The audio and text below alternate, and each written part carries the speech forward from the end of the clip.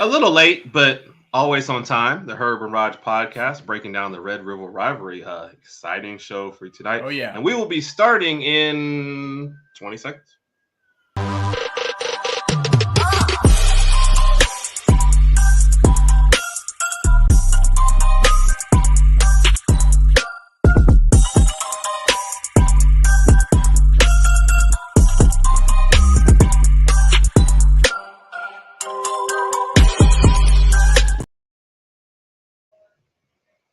How are you doing tonight, Raj? I'm doing fantastically splendid on this beautiful Tuesday evening. Did you have to think about what? Yeah, I did. This is what happens when you have twins. You can't even remember the days anymore. Yeah, we just took a nice little stroll around the neighborhood and then had to change one of them right quick. But yeah, to answer your question, we're doing good. Excited about this weekend. Yep. Herb, how are you doing? I'm good. Hello to Lady Alpha too as well. Our first evening, Lady Alpha. Of the evening. Yes. Raj, I'm just excited that I get to just sit back and we get to chill. Listen to some other. Yeah. Usually, as always, people smarter, better looking than us, and more talented get to take over the show today. And then so we're waiting on one guest, but we will introduce our first one, the one who really kind of helped put today's show together, breaking down the Red River Rivalry. So this is a person, Raj. He actually egged Lincoln Riley's home, both in Oklahoma and in California. I don't think we can say that on the air, though. Can we? Allegedly. Okay. Thank you. I don't want anything bad to happen to Bryan. Yeah, come on. Yes, he called all the defensive plays for Oklahoma's national championship game against FSU. This is one reason why they won 13-2. Wow. Yes. Yep. And he was Oklahoma's representative for when they negotiated their move to the SEC. We're going to welcome in Bryan, how you doing tonight, bud? Wow. I'm doing well. Thank you for having me. Wow. The look whenever they hear their accomplishments are like, oh, okay. Bryan was like, I didn't know that. Okay. Yeah. All right, and the second member of the crew for tonight, breaking down Texas. This is the person, Raj, who actually recruited both Arch and Quinn Ewers to the team. Yeah. Okay. He once hit Ricky Williams so hard in practice that he got a concussion. They thought he was going to miss a game. Didn't know that, did you? And he didn't even have pads on. Yes. Wow. And he's still alive today. If you go back and look at the tape when Vince Young scores that game-winning touchdown, he's the first person to hug him in the end zone. I knew I recognized him. Okay. You're welcome in, Kyle. Kyle, how you doing tonight? Man, what an intro. I love that. What's up, guys? How we doing? Good, sir, man. Thanks to both of y'all, really, Bryan, for really helping put this all together, and then finding our first, and Kyle for jumping in at the last minute. Like, I know it's got to suck to get like 3 hours notice for a show, but I love talking OU Texas, so anytime. Let me just start off by saying I like looking at my screen and seeing somebody with an OU shirt on the right and then a Texas shirt on to the left. This is gonna be so entertaining. I'm just gonna sit back here, have some water, and I can't wait. Go ahead. I'm so excited. Sounds good. Well, Kyle, we'll just start with you then. With Texas coming into this game, you've had a fairly decent schedule as far as you took down Rice, Kansas this past weekend, and Baylor, and some other games. I don't keep track with Texas' whole schedule, so I don't know everybly they've played. It's impossible to do that. They won another game, but we don't. Raj, you're interrupting. Okay. I don't know everything. Sorry.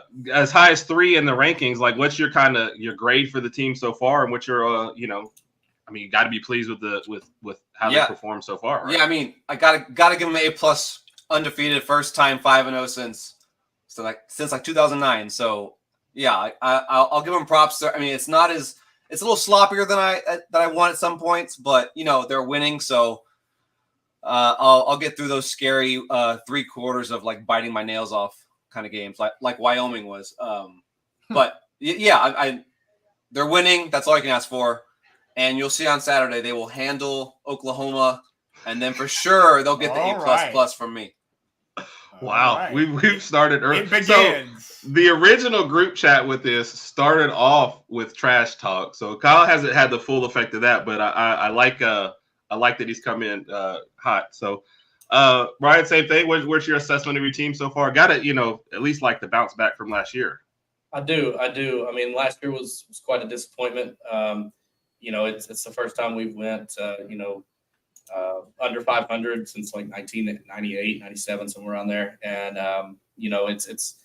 I've been pleased with the way they are, but you got to also look at who they played. So you don't really know until you hit that measuring stick of OU Texas. That's just the measuring stick usually every year.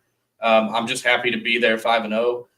As crazy as it sounds, I'm happy that they're there 5-0 because I truly wanted this game to happen undefeated. And I'm happy that they're there. I'm a little bit disappointed in, a few areas of our game that we've had. Running game hasn't really been there like I want to see it. Hopefully maybe something will come out of the OU Texas game because it usually does on both sides. Something always happens that we haven't done all year, on both sides. So it's gonna be exciting. And how do you feel about the ball? Last year was Oklahoma. This is the boss and a person you share a show with. And that's one of his comments already, like taking shots already. Wow. Yeah, that's brutal. It's a bit much. That's a bit much, yeah. Wait. Quick question, Brian. Does Oklahoma have a pick six shed on the year? We do. Yeah, we actually have very. Okay. I was gonna say if they don't, this is the type of game it's gonna come from. So that's look at him trying to clear stuff out of the way. Is that what did a pick six happen during last year's game? I honestly don't remember. I don't know, but this game has crazy stuff. It has like 98-yard pick sixes. It's got kickoff returns. It's got all sorts of stuff. Momentum swings are king in this game, and it always has some crazy ones. Yeah, a lot, very, very similar to the Iron Bowl. The things that happened in the Iron Bowl in years past have just been absolutely ridiculous. But exactly. Right. It is what it is. And I know there's other rivals. How do you guys feel about this game being played in the middle of the year? I enjoy it. I like it. It, like Brian said, it basically puts you where you're at for the year. This game is always a test, regardless of who's ranked or whatever, just because everyone wants to beat their rival. And I know Texas has one with A&M, which is pretty big, but it's kind of like a fun, jokey, like hit your little brother kind of rivalry. It's not like Alabama Auburn. Yeah, it's not going up against. It's not going up against like best of the best fighting for conference championships every freaking year, and they kick you out of it every single year. You always want to beat them. So this is by far the best rivalry with Texas, and I'm so glad it's towards the beginning because waiting all the way to the end of the year would be rough. What's great about it now, though, at least for one more year, for this year, is, and I'm predicting it's going to happen. I think that this won't be the first time we play each other. I think we play each other in the Big 12 championship game. Dude, that'd be awesome. It'll be the second time that we've done that. That we, played in the Cotton Bowl. I remember that year very vividly. Kyler Murray got beat. First time he lost in Texas, I think, ever in his career. And then ended up going back down to Dallas and Jerry World and pulled out the victory in the Big 12 championship at the end that year. So, but it's a rivalry that's unlike any other. I know there are some out there. You guys are well aware of Auburn, Alabama, Florida, Georgia, Michigan, Ohio State. They're all great rivalries.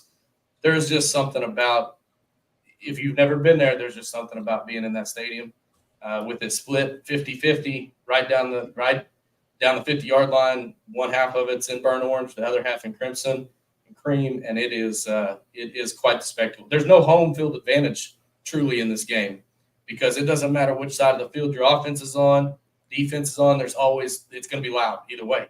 So that's the exciting part about this game. Somebody just threw out Harvard Yale. Harvard Yale. Oh yeah, that's the math. Yeah, can't miss that Harvard Yale football game. Wow. My mouth is watering just thinking about it. I know. Yeah, Herb, I think based on what Brian and Kyle are saying, though, this is something that we need to attend. We've never. Okay. There is a video that I posted either today or yesterday, but it's like point of view of like Texas running out of the tunnel, and they start in the OU half of the field, and you hear, "Ooh," and then like when they start, it gets kind of quieter as they get to the 50, and then you start hearing the Texas fight going all at the same time, and it's really awesome. Every play, one side of the stadium cheers at every play. Bad or good for either team, someone is cheering at all times. So you've never seen a game like that. It's wild. If Raj would stop blowing our budget on diapers, we might have enough money to get a ticket to this game. How am I supposed to blow the budget? What do I do? Just keep the same diaper on and clean the diaper? Just turn it inside out. Yeah. Thank you. Keep the same diaper and go to the OU Texas game. Like, I mean, it doesn't even seem like you're right.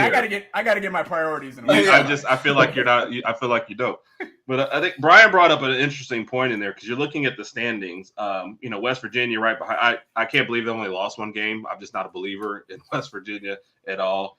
K-State right behind. West Virginia starts to play Oklahoma. K-State right behind. And they got to play Texas. Kansas already lost. I just don't believe in the other teams. So what are your guys' feelings, honest fan? We already kind of got Bryan.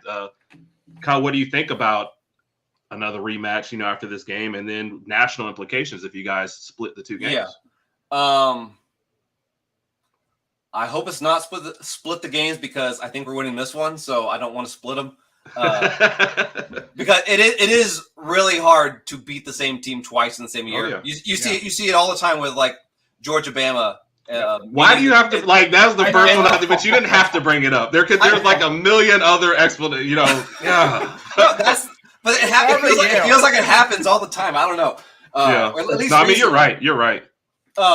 And so, I think only one team in the history of college football has beaten OU twice in the same year. It was Texas, but it was like a long time ago. In the early 1900s. Where they weren't even like throwing it yet. So it doesn't really count. I would like to do it though, like for the first time, like for real. So maybe it'd be nice to play them again. Where do you see that, like Bryan, if that does happen, where do you see that affecting kind of OU and Texas's chances nationally?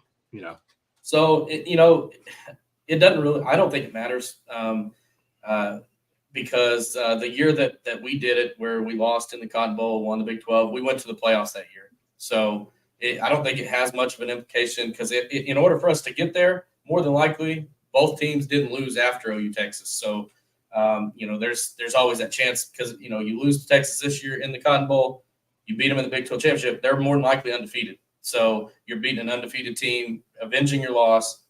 You're more than likely going to the playoffs with a one loss. So, and vice versa. It'd be the exact same way up the other way around. If Texas were to lose and then they beat us in the Big 12 championship, it would end up same exact way, I think. So basically the winner of the Big 12 championship out of that. Agree. But does the one-loss team miss the playoffs? No, I don't think so. Depends on the SEC. That's true. That's true. Depends to answer that, I feel like the SEC is only getting one team in, and that's limping in. Yeah. So I feel like you've got the SEC, you've got possibly Florida State if they do the ACC, the winner of Michigan, Ohio State, but now you've got the Pac-12 that's going to beat up on each other, and then OU and Texas. So it's like the only way SEC gets two teams is if we run the gauntlet. But based on what we've seen earlier, okay, I'm not going to get into all that. Yeah, we don't have to talk about certain things. We don't have to talk about. Roger, we have guests. Okay. Be polite to the guests. Okay. Sorry, guests. I agree with Herb. I think it's going to be one team from the SEC this year. Sorry, Herb. Good. So I guess getting us back on subject. So where do you guys feel like that's like, or where do you feel like your teams rank nationally in these scenarios? And then, if you're the last one standing, do you feel like the Big 12 only gets one in and possibly only deserves one in, or? Well, I think if Texas wins, I think they'll be number one. Georgia has been our Texas and Michigan have both been chipping away at Georgia's first place votes week after week, and I think this will solidify it. They were like right behind Michigan anyway, so I think with the much better wins, to be honest. So if Texas is then one, and then you will continue climbing down rest of the year. If we get to the Big 12 and it's like number 4 Oklahoma, number 1 Texas, I think regardless if Texas loses that, I think they still can get it. Now you're inadvertently kind of bring up the exact same situation that happened with Alabama. Every situation involves Alabama. They've done it all. Yeah, all roads lead back to that. So but you're right. You're right. And I think the Pac-12 might end up kind of taking care of itself because they will, especially over the next few weeks. Because this is my personal opinion on the Pac-12. I feel like Oregon is the strongest team in the Pac-12 right now. And it's not what they did to Colorado. Obviously, Travis Hunter was out, and they just played a good game on both sides of the ball. But I feel like USC's offense is good, but their defense is just kind of weak, and it has been for a few years. I'm not sure if it's the Lincoln Riley effect or whatever the case may be. Good offense, I didn't mean that to be rude. No hesitation from either one of them. Like, yeah, it is. No, I feel like USC has the offense, but defensively they're just not there. And then you got Washington and Michael Penix Jr. is an amazing quarterback, really good quarterback. But I don't think they're on Oregon's level right now. So I got Oregon coming out of the Pac-12. Yeah, I think you're right there. I mean, Dan Lanning's got them going. He's a good defensive coach, so you can tell that their defense is better this year than it has been in the past. So, yeah, I would agree with that. I mean, but Oregon's been strong like this before, and looked strong within the first 5 games, and then something happens. So, we'll see. We'll see how it all plays out. Yeah. It's weird that this is the year where, like, right before we actually expand the playoffs, because it seems like it'd be needed a little bit more this year than waiting till next year, especially with all this, because it looks like Big 12 will have 2. This is funny because it looks like the SEC, I guess, and the ACC would have the least amount of I don't know, respectable candidates for the Pac, but you can make a case for, like, top 3 in the Big 12. I mean, in the Pac-12, top 2 in the Big 12, top 2 in the Big 10. So, go ahead. Yeah, speaking on expanding the playoffs, how do you guys feel about that? Do you think we should expand the playoffs? Do you think we shouldn't? What exactly are you feeling? I mean, what are we hearing? It's supposed to be 12 games next year? Yeah, I'm all for it. More games of football, everyone wins. Extend the season an extra week or 2. That's great for everyone. And it, like, every year, there's always that, like, there's like 3 or 4 teams that are right behind number 4. Like, every year, there's cases like, why'd you do this? Like, we can finally get it into, okay, there's 12. There's no 13th magic school that is going to beat everyone and that should have been in. 12 is 12. 12 that should cover it. It should end all disputes. And I think it's been needed for a while, especially this year, like you just said. But, yeah, I'm all for it. Couldn't be happier. Yeah. Yep. I would have to agree. I'm a big supporter of the 12-team playoff. I mean, it's going to be a lot of fun, and I think you're right. I think that you're going to have the 13th team complaining, but no one's going to care in the media. Yeah. They're not going to care. Right. Like, dude, you lost 4 games. Come on. You had all season to fix this. Yeah, exactly. So, and realistically, I'd say 99% of the time that 13th team's not going to go through and win. It's not basketball. This isn't March Madness. It's football. Yeah. Right. They're probably not going to win 3 games and win the whole thing, unfortunately. Yeah, I think there might be upsets every once in a while, but you're not going to, like Bryan mentioned, it's not going to be like March Madness where the 1 beats the 12 or anything like that. And I guess based off what they're saying, the first 4 teams might get a bye or something to that nature. So, what's really wild, I don't think they've really explained exactly how it's going to be, but I know there's like the possibility that the first 4, get buys out of the conferences, but then you get, then the other high-ranking teams get home games for the playoffs, which I think is very interesting for the very first round.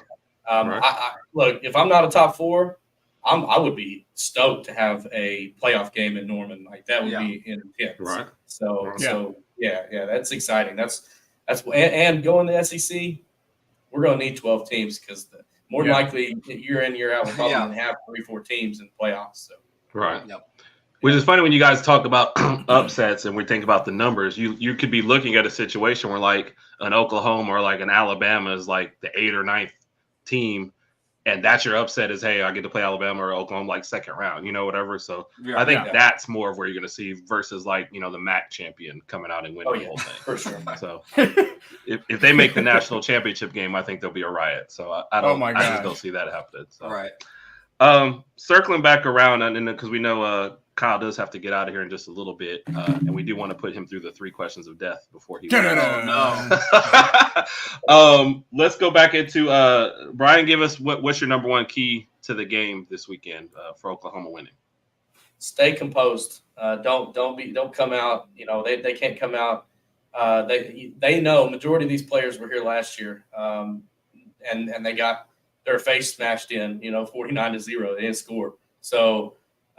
Most of these players are going to be ready. They've had this penciled in on the calendar for an entire year, and they just can't go out with emotions and they have to keep those in check. Use it for motivation, but they need to keep their emotions in check because this game you can have stats all over the place. They could be wherever they are, and it's all emotion. This game is built and made on emotional plays. So I mean, I know it's not really the same within that question, but I just happen to look at like the team stats on this game, and they're incredibly close in many, many, many categories. I know Kyle's a stat guy. He can probably tell you all the stats you need to know, but I mean, something as simple as time of possession is like 8 seconds apart, as far as just our time of possession goes. And, total time, I mean, it's crazy. They're almost all very, very similar. And I don't like to go into stats too much for this game because it does, like I said, it doesn't really matter. Yeah, stats are out the window already. Like no one cares. 5-7, Charlie Strong, Texas beat up on ranked Oklahoma. So anything can happen in this game. I don't even know what the question was because I liked what his answer was. But I was gonna say, I'll be looking for the Texas defense to kind of stop the run game from Oklahoma and make it one-dimensional, make it straightly, having to depend on Dylan Gabriel. And I think our defensive line is just way too good. So I'll be looking at how that defense limits Oklahoma's running ability. I don't know if that's the question, but I threw it in there. But it's a good enough answer, though, so we liked it. Yeah. All right, start with Kyle. Score prediction for the game. I had it written down. Okay. It is going to be, it's not a prediction. This is what it's going to be. Wow. Can I still watch the game, though? I'm just joking. I have no idea. But I'm saying 35-20. I think the first half is going to be incredibly close. You might see like 14-10 or something like that. But 35-20 OU. That's what he thinks. But Texas has become a second half team. So I think the first half will be very close. Second half is when OU's defense will be gassed, and we'll just take advantage of that. And our defense will still be holding up. So I think we'll squeak away in the end. But yeah, 35-20 is my score. Bryan? So I think that this will be more defensive than everyone thinks. I think the whole game is going to be a defensive game. I think people are extremely underrating our defense at this point, whether they've watched our games or not. It's not night and day. I mean, we have nine new starters on that defense from a year ago, so it's not the same team. It's not the same defense. They go 3 deep almost every position. So they had 28 players played the other night in the first half. So on defense, so they go in and out. I think it's going to be 21-20 OU. Wow. Oh, wow. Okay. Is somebody missing an extra point, or are they just kicking a bunch of field goals? No. Two field goals. Okay. All right. Sounds good. And we already heard the Kyle part of this. If Texas wins, you think they should at the very least be number 2 and probably get some votes for number 1. Where do you think Oklahoma goes if they win this game? What are they, 12 right now? Yeah, 12. Yeah. Probably 5-6, somewhere in there. Yep. That's exactly what I was thinking, 5-6. And Mike, the unofficial third member of our show, is going 45-17 Texas. So, all right, I think OU's going to put up some more points than that. Yeah. Got about 5 minutes left until I think Kyle's got to get out of here. So, Raj, you want to put him through the ringer real quick? Let's do it. Let's do it. All right, Kyle, 3 questions for you. Okay. Number 1, and it took me a while to kind of think of these two. Number 1. No. All right. Would you accept $1 million to do the horns down logo? And if you do the horns down, or I'm sorry, I guess this is meant for Bryan. No. This is meant for Kyle. I'm sorry. To do the horns down logo. And if you do the horns down logo, it's going to be all over social media. It's going to be on billboards in Austin, everywhere. Would you accept $1 million to do that and have that plastic? Oh, wow. Okay. Okay. I think you said the money's too high. Yeah. $10,000. Yes, but no question. Okay. He answered that. I want to know where we're getting $1 million in our budget. That's what I want. Yeah, because it's a smart answer. Because that's a lot of diapers, folks. Exactly. That's what I was saying. If anybody says anything, and I'll be like, yeah, I'm good. Yeah, you can say what you want. Let me go count my money right quick. Well, all right, number 2. Okay. If Texas wins Saturday and they get to rename next year's Red River Rivalry to something else, what would you want it to be named to? Just for 1 year. Red River Shutout, and it has a little 49-0 right under it. Oh my gosh. Oh Oh my goodness. I love it. All right, last question. And this is an interesting one. Okay, let's do it. Everybody always wants to know this. When is Texas going to officially be back? When they win a playoff game. Okay. Fair enough. Fair answer. Fair enough. Okay. And that's not actually the last question. Oh. So the last question, is yes. Who is your favorite? Herb or Raj? Ooh. I think Raj, because you kept silencing him when he was trying to just express his emotions. So Raj. Yes. Oh, appreciate it. I'm somehow losing. I think I've got 2 votes. You gotta unleash those demons. Yeah. Trust me, those demons get unleashed like on several phone calls after several weeks. And just give you the couple more. So nobody, Bryan, even your boss isn't really helping you out. Hey, man, that's okay. I'm perfectly fine with everybody picking Texas. Totally fine with that. We're gonna go show it on the field, so it's okay. Well, Parker of Stats of War on Twitter just said that Oklahoma's winning. So, okay. He's the one who makes all those predictive models for the outcomes of the game. So, what does he have for Alabama and Texas A&M? I think it's a squeaker. I think it has like 35-32, something like that. A&M winning that one. It's wrong. It's wrong. I don't see that many points being scored. He's got to fix the kinks. I don't either. Yeah. That's a much more higher scoring game than Wait, a Milrow-less Alabama, yes. Okay. But with Milrow, hell no. Yeah. Y'all are going to win by 2 scores at least. So the question is, Kyle, are you rooting for Bama to win that game? Yes, 100%.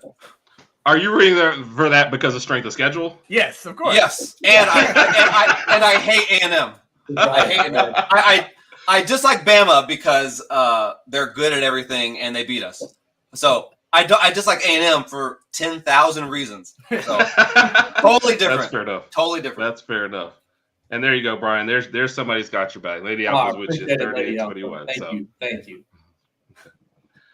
All right, Kyle, we know that you had to get going, man. Once again, we appreciate you. Yes, we appreciate it. Have to reiterate to everybody, this man had 3 hours notice and just said, okay, let's go with it. So definitely appreciate you coming on here, man. And anytime, guys. Dropping some knowledge. And we'll be watching the game. And I'm sure there'll be some texts or tweets or whatever back and forth to each other during and after this game in the group chat. So nice. Appreciate you, man. Thank you. I appreciate you. Awesome. See you guys. All right. So who else you got out here, Bryan? Record here real quick. Yeah. I need to go on record just to say that I don't necessarily dislike Alabama. I actually respect Alabama for everything they've done and all their wins that they've had. So I want to be them. I want Oklahoma to be them. So I'm not going to dislike them. Okay. And we're in Norman next year, aren't we, Herb? Yeah, you are. Yeah, we're actually tailgate. Yeah. Oh yeah. So we're actually planning that with Air Raid Mike to do a show out there, hopefully, at that game. Yeah. So we'll have to link up for sure. So absolutely. The third member of your show was also chimed in tonight. Okay. There you go from Tisha. So I think everybody and y'all are on tomorrow night. Is that 6 o'clock our time or 7 o'clock our time? 6 o'clock. 6 Central. Yeah.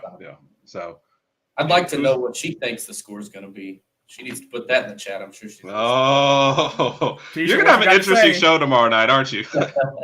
So yeah, I say that like I never know the times, but I always tune in every week. So I guess I set an alarm and I'm there just last minute. So always an entertaining show tomorrow. There was one. Willie had a question somewhere in the middle of this. Will Saban ever embrace NIL? I think they just started a foundation.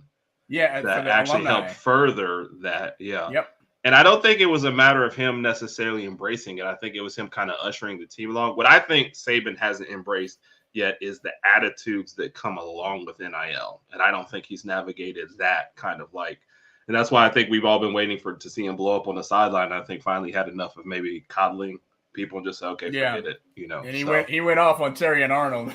And then afterwards he mentioned that Miss Terry told him that he had to get in people's butts, so he did what he had to do. No.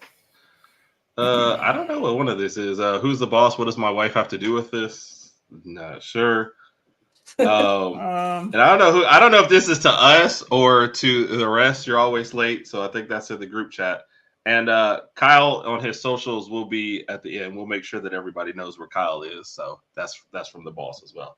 So we're gonna take a quick segue before I guess we get into some NFL. But we were told that or not we're told. Bryan and I were talking a little NBA, I guess, before he got in there. So before we get into the big trade, you had some stuff to say. Oklahoma City fan.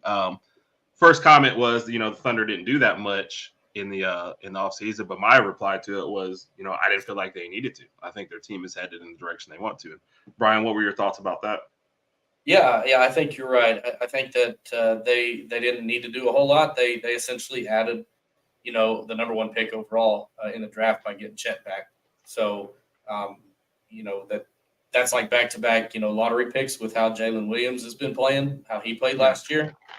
So, I mean, it's going to be an exciting year for them. I was going to say earlier, and I wanted to say it on the show, but our GM, Sam Presti, came out in his press conference, and he had very few words when they said, what do you want people to know about this year's team? And he said, enjoy the ride. That's all he said. Didn't say anything else. So, I mean, I do think with how young they are, it's going to be fun. It was fun last year without Chet to watch them play. And so I'm really excited for this year. And Chet is healthy now, right? Everything's good to go. He's fully healed. Yeah, because preseason should be starting I think he was out there in Summer League, though, right? He had a couple Summer League games before they shut him down. The very first preseason games actually against the Spurs. So we get to see the number one Chet versus Wemby. Chet versus Wemby. Yep. Do you see the Thunder sneaking into the playoffs this year? I do. Yeah, they were literally one game away last year, and they have the same team adding Chet. So, I mean, conventional wisdom says that they're going to be in the playoffs. My prediction and is going to be, I think that they don't even make. I think they pass the play-in. Honestly, I think they get in that 5 range or whatever. So a 5 or 6 range where you don't have to play in the play-in. Yeah. Right. Yeah. I can see that, the West being in flux. Yeah. So we got to get to the big one before we move on.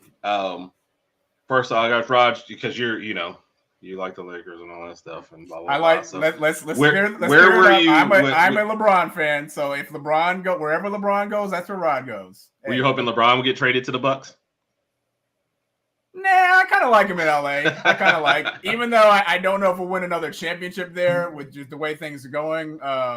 I'm cool with him in LA. What were your initial thoughts?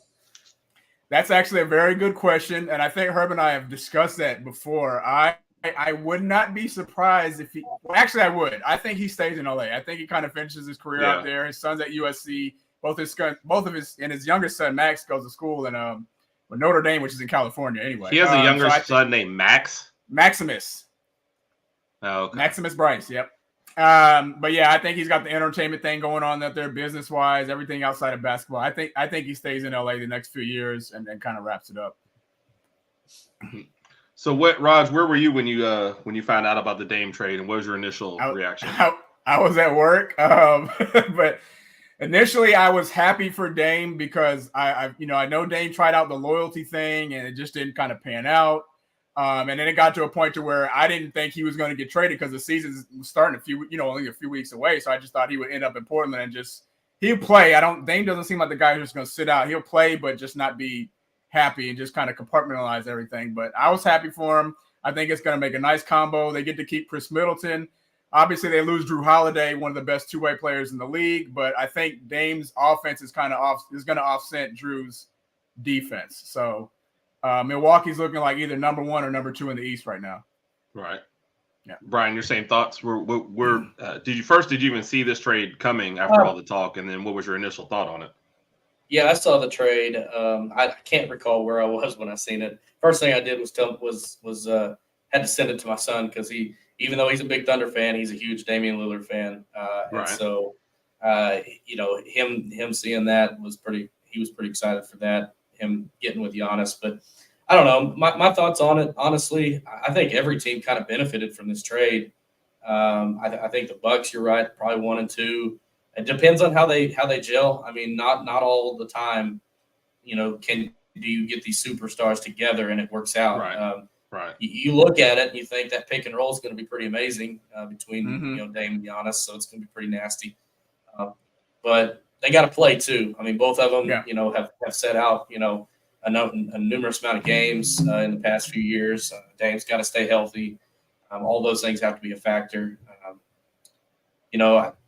I think Portland in this trade actually got quite a bit. I mean, I think they're young, so I like what they got. And the Suns, I don't care about the Suns, but kind of just threw some stuff in there. I guess. The only thing the Suns just needed to get some more depth on their bench because obviously they got a big three there already, and I think they got some more depth. But with the Suns, I mean, there's only one basketball, and they just got three, super duper shooters over there. So as long as those three can stay healthy, I can see them making a nice little run in the playoffs. But we'll see. I'll tell you this: I think the Suns, I think their center position actually improved on what they need. I think Nurkic will actually be a better presence as veteran presence. He's going to be a better presence for them than Ayton was. So Ayton might be a better player, overall, but I think for what the Suns needed, they got better in that position. And Ayton didn't get along with the coach. Is that correct? Or didn't they have their little beef going on? Right. Yeah, but I think the effort was an issue too as well with Ayton and he disappearing like the last 2 years in the playoffs. So, started to get outplayed by his backup. His backup was closing out games. So, no, I think, I forgot this. I forgot to put our banner up there, Raj. Yeah. You always hit our banner. And I keep forgetting that Drew Holiday's now on the Celtics too. So, that was, to Brian's point, part of the haul that they got with him has to be the Drew Holiday trade also has to be included. So, you get DeAndre Ayton, but you also get Robert Williams too as well. And then Matthew Brogdon, depends if they keep him, if they don't keep him, depending on if he stays healthy or not. Stays healthy, yeah. And again, Portland, you're not necessarily trying to win this year. That wouldn't be the best thing for you. Get your team out there, get them some run. But if you get another lottery pick, that's all the better for you. So you're not. So how do y'all think Miami feels after all this? Because it seems like since day one, it was Dame to Miami, but that obviously never transpired. You saw Jimmy Butler at media days. Yeah, I saw. That's probably how they're feeling. Jimmy Butler. Emo Jimmy. Yeah. Oh wow, yeah. I don't. They got to be frustrated right now. Because they just need a piece or two, and they're contending. I mean, they already been to the finals with what they've got. So you had to play a piece like Dame, and they probably are. More than likely a favorite. So, I agree. And then the moves they made to not retain certain people seem like it was made like we know we're getting Dame. And then, you hear the different reports. The teams didn't talk since forever. Miami wasn't up in there. The truth probably lies somewhere in the middle there. But I agree. The frustration level has to be, super high because you've basically watched both your rivals, get a little bit better. The team that you knocked out got a piece that can help knock you out, and you haven't really replaced what you've lost, this past year. So I don't know where this really leaves Miami. And if you're Philly, you're looking at all this like Embiid's going to be gone soon. Who knows what Harden's just going to go wherever the money is. So that team's going to pretty much crumble. You saw what Embiid posted about the offseason? He said this offseason has been fun. Laughing. The frustration level is probably very, very high there. So, where do you guys see Harden going? Like he said, wherever the money's at. I mean, if Houston offers him, hundreds of millions of dollars, he'll go to. I don't think he cares. I think. But do you trade for him this year? He's under contract. Like, there's nothing you can do. It depends on who it is. I mean, I don't know. I think the Clippers even just came out and said they're not going to up their offer. So it's like, what is the Clippers' offers? What's their offer? I honestly have maybe Zubac is in it because he's one of the bigger names. I haven't even looked at the offer, but they said whatever it is, they're not going to throw a whole bunch of draft capital. Yeah, I wouldn't do that. So because you never know what kind of Harden you're going to get. I feel like his best years are behind him, and he's also realizing like, hey, look, I'm probably not going to win a ring. Came close in OKC. Probably should have maybe got close in Houston, but Chris Paul got hurt. I don't believe that one though. They had 2 games to win one. I know, and they missed 33s in a row. And you're an MVP candidate, like man. Okay, Chris Paul was and they kept shooting them too. They just kept shooting the threes. I'm like, you got to get a bucket at some point. So he come back home to the Thunder and play off the bench again, like he used to, and be 6th man of the year or something. Mentor the young guys, right? Yeah. Raj, you know what I forgot? What's that? The Dolphins. What? Oh, my top five. Oh, yes. Yeah. Kyle's going to miss it, but Raj's top 5 this week was for the top 5 things he likes about the Red River Rivalry. I would like to say I gave him 5 reasons. He ignored them all. I did, and I'm going to go on record, and I'm going to have to amend this to the top 4. I got 4 reasons, and that was enough. So, do I need to edit this? No, it's fine. It's fine. It's fine. Top 4. Number 1, since I live in Arlington, but I work in Fort Worth, so a lot of people in the building are OU fans. You got your Texas fans, so I like seeing the workplace rivalry. Obviously, I'm not in it, so I just get to view it from everybody. People hang up their banners, they wear their colors. It's always good to see that, and then people get their bragging rights. Number 2, the fair. Who doesn't love the fair? I mean, the fair is always the fair started. Don't do that, Herb. I like my answers. Don't you do that. Fair started last week. Obviously, this weekend's going to be huge. The game's at 11, so people can go to the fair afterwards if they want to. Maybe even before. I don't know what time the doors open, but this fair food, you got fried. Anything you can think of is going to be fried at the fair. It's going to be good. Good time. Number 3 is what we discussed earlier, the impact of the game. Obviously, whoever loses, you lose one more game, you might not make it to the playoff. If you lose one game, win out, you can still make it to the playoff, win the Big 12, etc. And number 4, college game day. College game day is going to be around the Cotton Bowl. It's going to be an exciting atmosphere. Again, Herb, I've got to reiterate the fact that me and you have to attend one of these games, and we have to wear our Bama gear, of course. Definitely. But and just look like little idiots out there who got lost. Yeah, people are going to be like, what are y'all doing here? Like, yeah, we're looking for Tuscaloosa. We just got a little lost. Took a left instead of a right and ended up here. So the majority of people walking behind you just think you're Sooner fans, so it's all good. Yeah, there you go. That's true. That's true. They'll be like, Boomer will be like, okay, kind of blend in.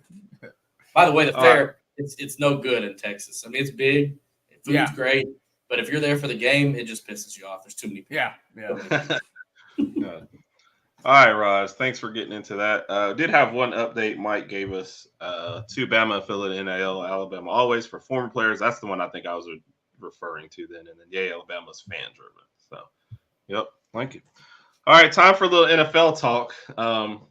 I was going to give Raj 28 minutes to talk about the Dolphins today, but he declined. He lost the stupid game, whatever. So we'll start off with Bryan. Bryan, a Jacksonville fan, right? So that's correct. Yeah. Go Jags. You guys are overseas for what, 2 weeks in a row? Is that about to be? This will be the second weekend. So 2 weeks in a row. Biggest question is, did you watch the Toy Story version this past week, or did you watch the regular version? No, I watched the regular version. I had my son with me.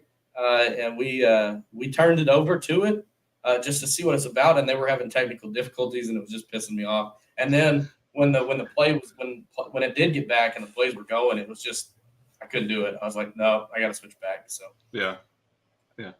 I watched it. Yeah, I watched it just to see, but it was kind of everything's behind. Sometimes you couldn't tell what actually happened on the play until they put it up on the little Etch-a-Sketch board or whatever, and I was like. Yeah, camera views were awful. Sometimes they panned way out. You couldn't see what was going on in the game. And I'm like, I can't do this. Like, I gotta watch the game. Like, I gotta see it. So, maybe not the start to the season that we thought with Jacksonville. Do you feel like they kind of righted any ship this past week, or is this what did you take away? It was still a fairly frustrating game, even though we won the game. I mean, there's just certain things that we have to shore up. The offensive line has been. It's been rough. I mean, we do get an offensive lineman back who was out, I believe, on suspension for 4 weeks. So we get him back. We've had a rookie. He's from Oklahoma, but he's got a lot to learn. So he's got a lot to learn. And I think once you get him back, we'll be a little bit better on the offensive line. Protect them a little bit more. Offensive play calling out was at least better this time. Press Taylor was awful the first 3 weeks or whatever. It was terrible. So I am not sure if he was still calling the plays or not, but at least it was better. Defense played a lot better. We got turnovers, so I was excited for that one. We needed that one because Bills are coming. Yeah, Bills look like they're on fire right now. So they won. Sorry, listen. They won a game. They got lucky. They won a game. They got lucky a lot. They got lucky, and I saw a report where I realized that all the refs in that game are actually born and raised in Buffalo. I don't know if that's true. I don't know if that's accurate. I'm just saying. I just hear things. Okay, I hear things. It looked like all the touchdown scorers were born and raised in Buffalo too in that game. It was a little tough. Wait, I have one last question for us before we move on to your Dolphins, Raj. You mentioned the play calling. What's been your assessment of Trevor Lawrence this year? Is it play calling? Is it his play? Like what? Speaking as somebody who has Calvin Ridley and could use a couple more touchdowns. Right. This year. It's a little bit of both, honestly. Play calling has hurt them, but Trevor Lawrence, I don't think he's played up to his standards of what he expects of himself. And he's definitely not of the last, 7 games, 8 games of the season, he was playing at a different level, to the point where some people were talking about MVP, this year, preseason. Right. So I know he was a dark horse candidate for. Right. He is definitely not playing like it right now. And I think part of it is the play calling, but, he's just missing guys, on passes right now. He's kind of hurrying, rushing them. The offensive line, like I mentioned, isn't helping. He's taking a lot of sacks in the first few weeks. So I feel like they've given him the weapons. Yeah, I like Peterson. I like Dougie P. He trust me, he'll get it going. I'm pretty sure he's probably calling plays now after the horrendous play calling the first few weeks. So I think Dougie P. is calling the plays now, so we'll be all right. Well. Oh, by the way, this was from Tisha. Great question. The great question is, what is your score prediction for this weekend? So I know you were saying we asked him a great question, but we want to hear that. So right, Raj. Okay, Raj. I won't make you go for 28 minutes. But what happened this weekend? I mean, honestly, all your offenses look pretty solid. I think that we can all agree on that. Defensively, we haven't. We gave up the 31 to 32 to the Chargers in week 1. Did all right with New England, but Buffalo still got a good offense. They played lights out. Allen and Diggs, nice little combination. Diggs gave me some good fantasy points. You're going to see a lot of fantasy point answers from us. But no. I mean, the Bills' offense just looked amazing this past weekend. So kudos to Buffalo. Obviously, we got to play them again in Miami. So hopefully, we have the upper hand next time. We're 3-1, second in the AFC East, long season ahead. Go ahead. Where is Jalen Waddle? That's all I need to know. Where is he? He missed the third game because of concussion. He was there this past weekend, but the entire offense just really didn't show up a lot. He said he was there. He was present. He was on the roster and he was on the field. But Tyreek is obviously our number one option. But to your point, I would love to see Jalen Waddle get more touches on the ball. Yeah, I just acquired Jalen Waddle for the first time in fantasy, and I've been wanting him for years. Because all I want to do is waddle dance when he scores. All right, that's all I want to do, and I haven't gotten to do it.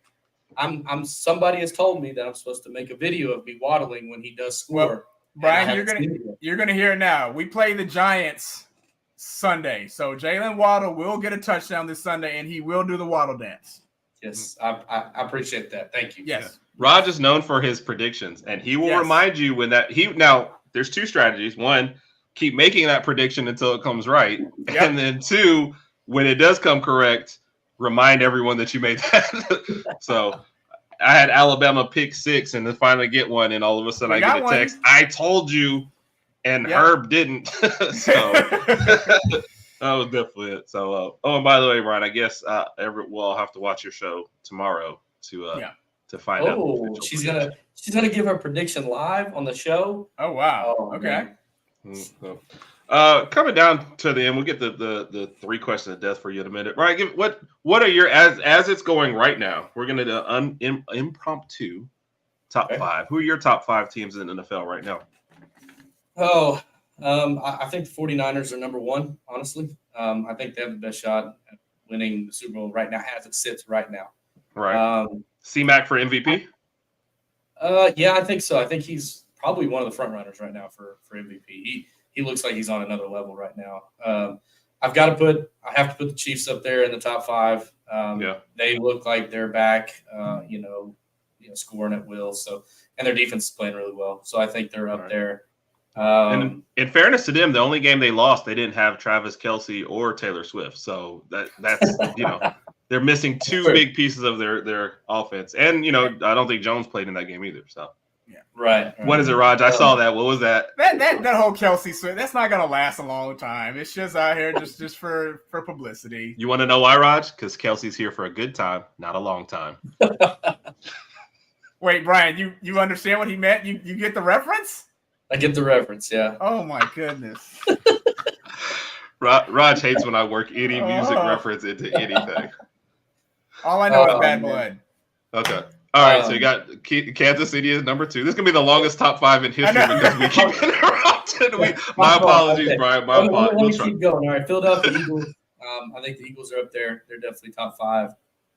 Philly is just like squeaking out games week by week. I mean, if I was Washington this last week, I just would have just went for 2. Oh, there's no, and then his excuse was terrible. They were gassed. That's why you go for 2. Right. Like you're on the road and you've got a chance to take out the number 1 team. You go for 2. I feel like that's not even a thought. Yeah. So right. After their performance this past week, I'm sorry, Raj, but I got to put the Bills up there too. I think they're in the top 5. And then for whatever reason, I hate to say this, and this really pains me to say this, but I think the Cowboys are still in the top 5. Okay. It pains me to say that, but that loss against the Cardinals things just happen in the NFL. Yeah. But every other game they've played, they've won convincingly. It seems like. And the Cowboys go to San Fran Sunday night, so that's going to be a huge win. A great game. I think the 49ers do win that. Yeah, I agree. I'm picking San Fran. I agree with that too. So, all right. Da-da-da. Da-da-da. We'll start off with the not as fun one. With Oklahoma moving to the SEC, who would you like to see as their 3 permanent rivals, and why? And I realize the number might end up being less because of how they do it, but who would you want to see as their top 3? For you talking to Raj or me? No, to you. These are 3 questions of death for you, sir. Oh, okay. You're on the hot seat. Sorry. Okay. So I hate A&M, so I want to play them every year and beat the crap out of them every year. So A&M, Florida. I can't stand Florida. I'd love for them to be a rival. And then I feel like a respectable rival, kind of like OU Nebraska used to be. I think OU Alabama can be that. I think they can be the respectable rivalry. So, are you kicking Texas to the curb? Well, yeah. I guess I got to keep Texas. Well, there's 4 then. No. No, you got to keep Texas. Sorry. Yeah. No, we'll just kick Florida to the curb. It's fine. Nobody knows. Okay. Well, I was going to say, you're the guy that negotiated their move to the SEC, so you can make as many rivals as you want. And it's kind of a boring one because Texas and Texas A&M, I mean, they already were rivals when they were in the Big 12, so we never really liked each other, any of us. And then, of course, Alabama. We need a respectable rivalry again. Right.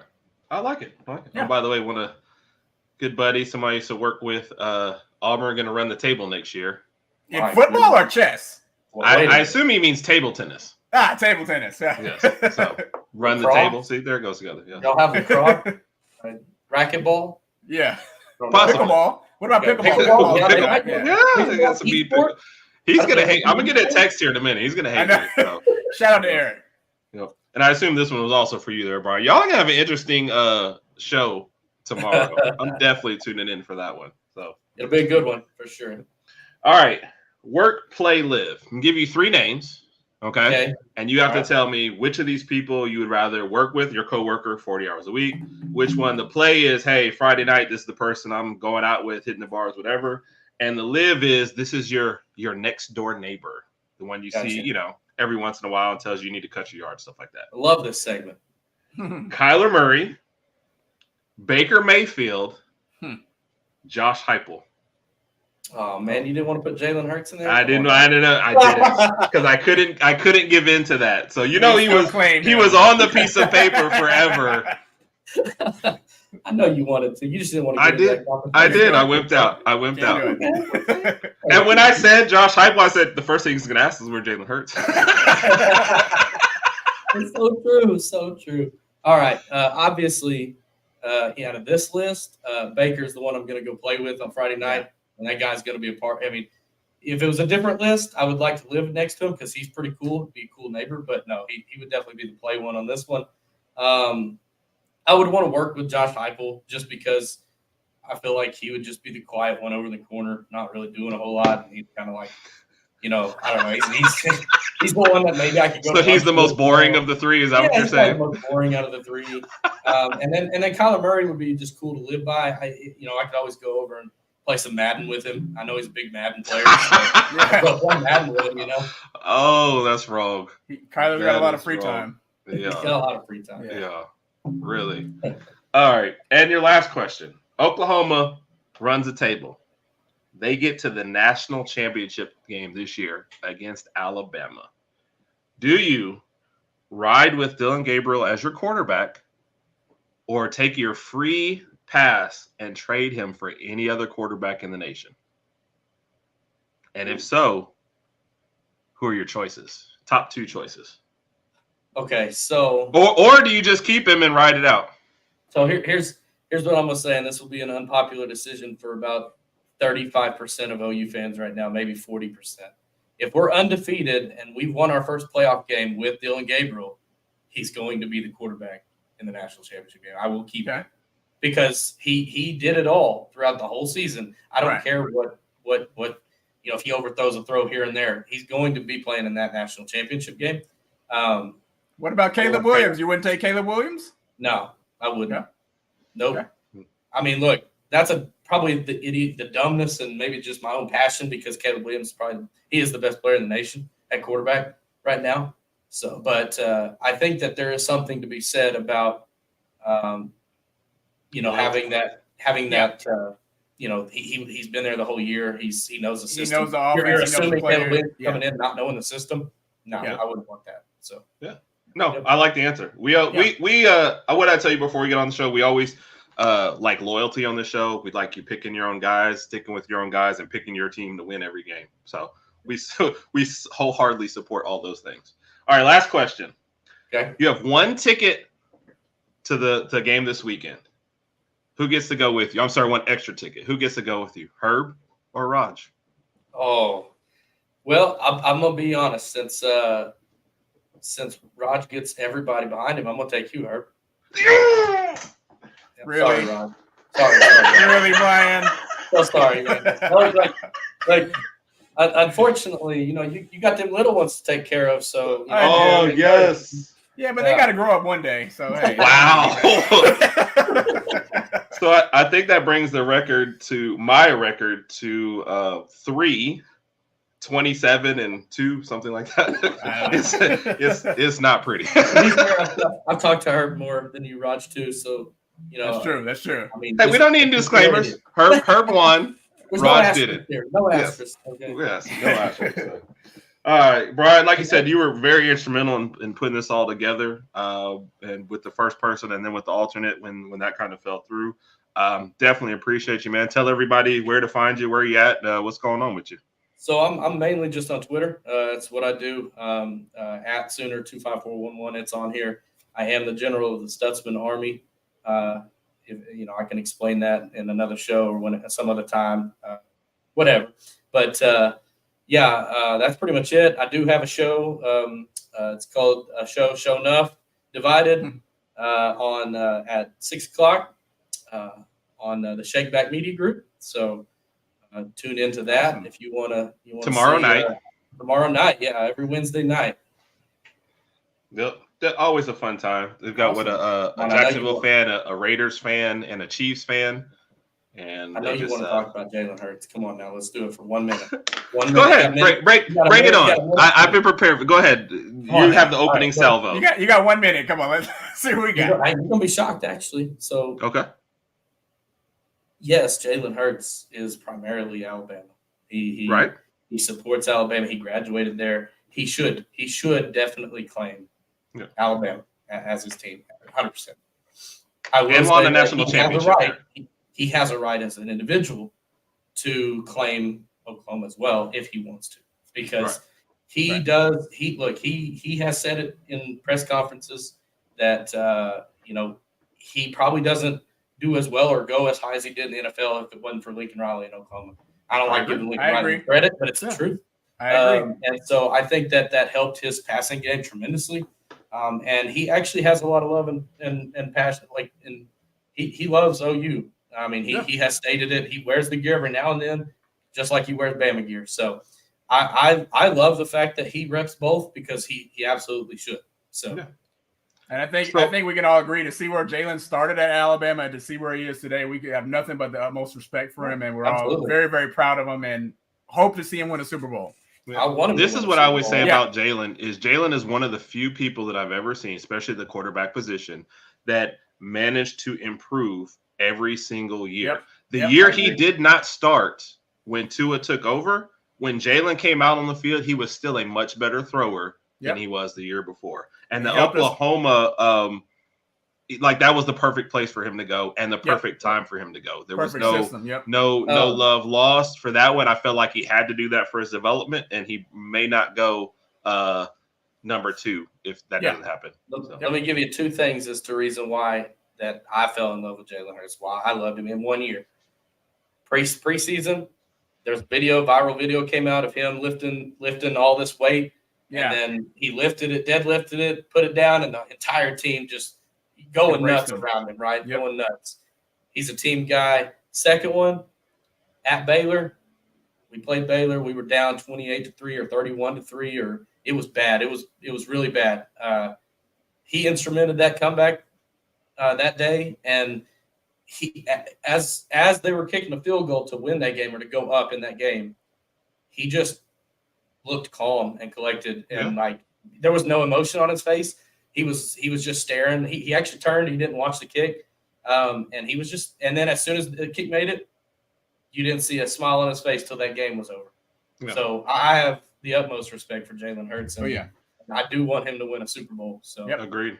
Yeah, he's really the only. I mean, I love Devontae Smith, but Jalen Hurts is the reason why I'm rooting for Philly this year. So I'd love for them to get it done. So very well said, Bryan. We're going to end on that one, man. That was a great note. Appreciate you, man. Yep. We'll be tuning in tomorrow to check you out. And definitely going to have you on the show in the future, man. Thank you. Thank you. Thanks for having me. The Herb and Raj podcast. Check us out on YouTube. We've got our college picks, which Raj is leading in. We've got our NFL picks coming up and Bama versus World. Herb and Raj podcast. We'll catch up with you next week. Have a great night and roll tide.